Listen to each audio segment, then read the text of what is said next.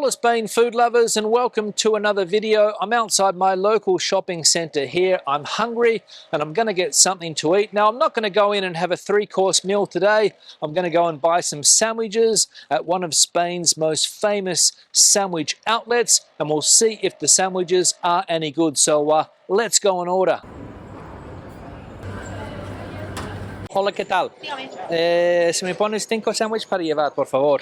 Vale, ¿de qué sabor los quieres? Pues quiero uno de atún con tomate, quiero otro de pollo al curry, otro de bacon con huevo, uno de ahumados y uno que tienes de marisco, que es nuevo, ¿no? Vale, sí. Para llevar me ha dicho, ¿verdad? Sí. Mission accomplished. I have the sandwiches, 5 sandwiches to try. So let's go and find somewhere to sit down and eat these sandwiches on this fantastic Madrid day. Let's go and eat.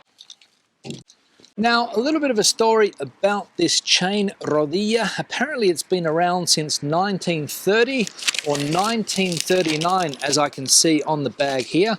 So that's a long time to be making sandwiches. Now, it started off in Madrid.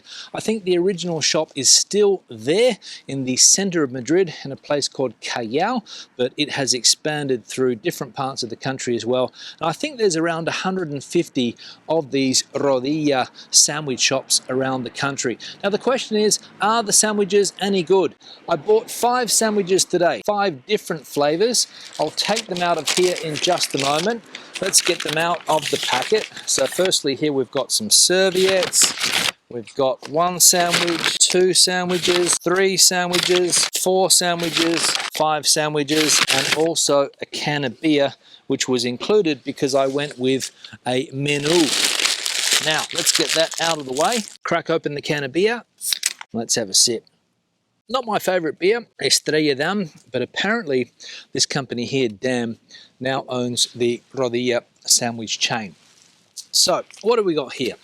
Well, the first one is sandwich pollo al curry, which is a chicken curry sandwich. So we'll put that one down there. The next one that we've got here is sandwich ahumado. So like smoked things inside the sandwich, salmon, maybe some capers, something like that as well. This one here is, let me see, sandwich marisco. So some type of seafood mix in that one. Bacon con huevo, bacon and egg sandwich. And the final sandwich that we've got here is tuna and tomato, atún con tomate. Now let's get stuck into sandwich number 1. Now, as I said, this place has been around for a long time. Let's rip this one open. So they must be doing something right, and people must enjoy these sandwiches. So that's what we're dealing with here. This bacon and egg sandwich. Doesn't look to be much filling in the sandwich, as you can see there. It's all going to depend on the taste. And we've got some type of brown bread maybe here. Not sure exactly what we've got. And I'll open it up so you can see what we're dealing with inside here. So that bacon and egg filling, bits of bacon, bits of egg, mixed in with the mayonnaise, of course. Let's try it. Well, the first thing I'm going to say is that all I can taste in this sandwich basically is mayonnaise. Can I taste egg? Not really. Can I taste bacon? Not really. Mayonnaise is the dominant flavor of this sandwich. The bread's fresh. Is it what I expect in a bacon and egg sandwich? Is it like a bacon and egg sandwich that you would make at home? Probably not. Is it tasty? It's not bad. And the bread seems to be very, very sweet. A very, very sweet sandwich. On to the next one. What do we got here? This is the atún con tomate. So again, the same type of filling inside. It's sort of like a paste type filling. There's not much tuna that I can see. Everything's blowing away here with this wind gust that's just popped up. I'll pick that up later. So, as I said, can I see much tuna in this? Not really. Can I see tomato in this? Not really, because it's a paste. It's a pinkish, reddish color, so I imagine that there is tomato in this, but tuna, I'm skeptical. Let's see if there's any tuna taste at all. So I can taste tuna. There's definitely tuna in there, but the amount of tuna, I've got no idea. So again, is this a tuna and tomato sandwich like you would make at home? Probably not. Is it any good? It's not bad. Is it worth going to this place, Rodilla, for a snack? Probably, but I'll talk about that at the end of the video. Another bite of this one. Okay, sandwich number 3. Let's see if this one is any better.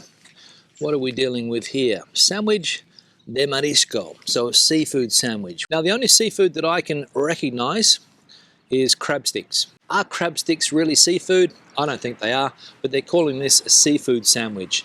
The type of bread that we've got these little poppy seeds in it, so a different type of bread you can see. And look at the inside of this sandwich. Let me know if you think that is a seafood sandwich, which is what they are selling it as.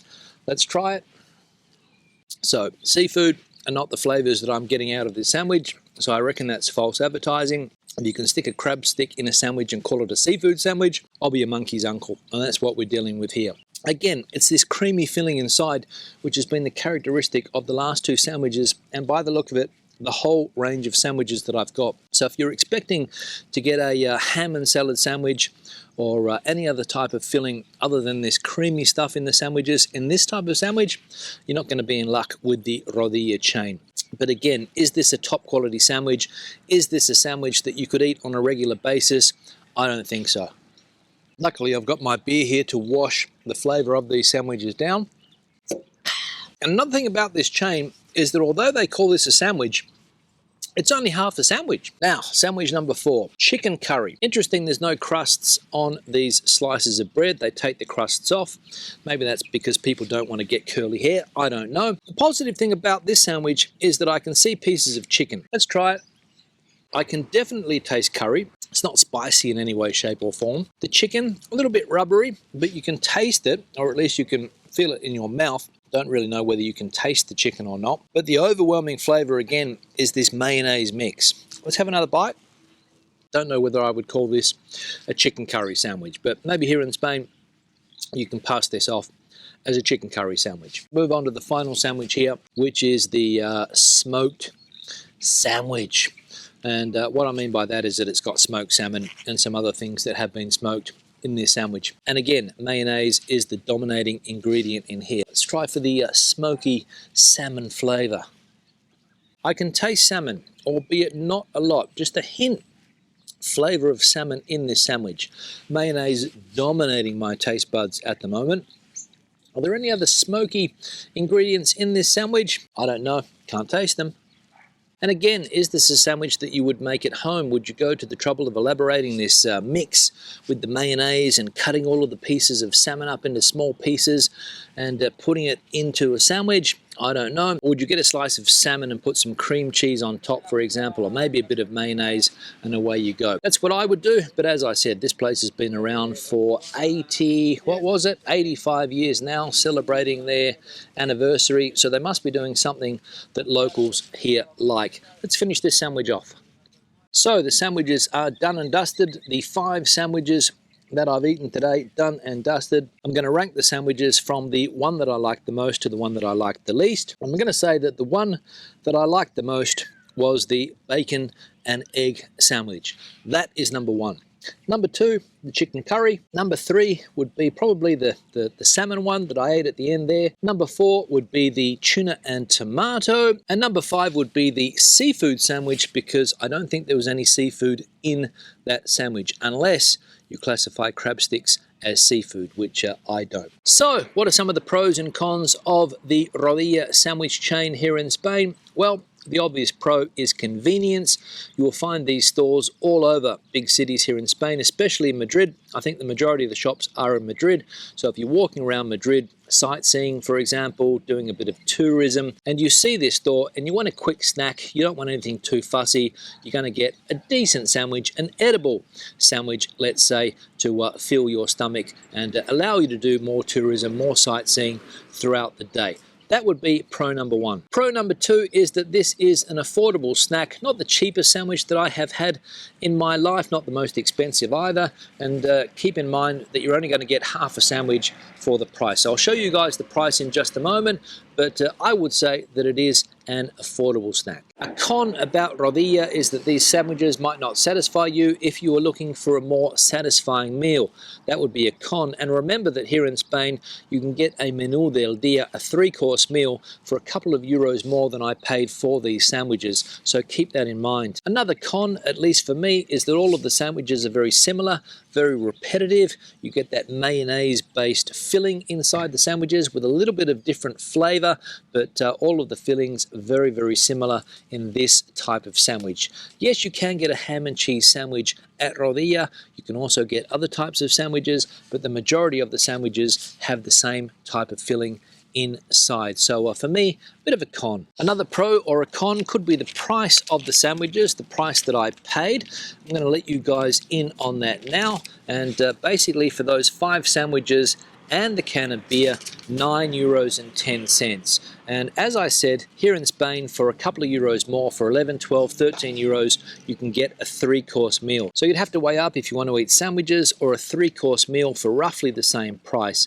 And for me, as I said, this is a snack, something if you are sightseeing in a big city here in Spain, walking around, want something quick, this could come in handy. But otherwise, not sure. Maybe afternoon tea, maybe for morning tea as well. Try one of these sandwiches. So basically the menu, the 4 sandwiches and the drink was €7.50, and the extra sandwich, which was the tuna sandwich, was €1.60. So €9.10, as I said. Let me know in the comment section if you think that was good value for money or not, considering what I had there. So to summarize, well, it's fairly clear that after 85 years operating in Spain, Rodilla has a fairly solid place in Spanish food culture. Ask anybody here if they know the name Rodilla, they will say yes, and the majority of people here in Spain will have tried a Rodilla sandwich. If you're in Spain, give it a try, but the sandwiches might not live up to your expectations. If you come from a sandwich country like I do, Australia, where you get very, very good quality sandwiches, here in Spain, this is about all you'll get as far as sandwiches are concerned, unfortunately, especially this type of sandwich. A little bit different when we're talking about rolls in baguette type bread, but when it comes to this type of sandwich, not really much going on here in Spain. Questions and comments, please leave them in the section below. Have you tried Rodilla sandwiches here in Spain? If you have, I'd love to hear your opinion on them in that comment section below. Give the video a thumbs up if you liked it, thumbs down if you didn't. I'll see you in the next one. Hasta luego and bon appetit from sunny Spain.